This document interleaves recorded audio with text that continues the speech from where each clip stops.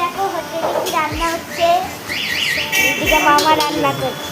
হোটেলে তো রান্না হয়ে যাবে এখন শুধু ঘরে রান্না। আলু ভাজা, ডিম। বাবা এখন গেছে বাজারে, তাই তো? সব রান্না হয়ে গেছে। মাঝের জন্য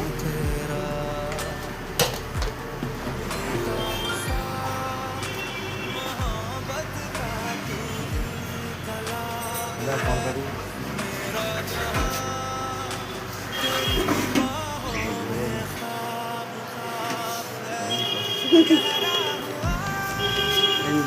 হ্যাঁ ঠিক আছে।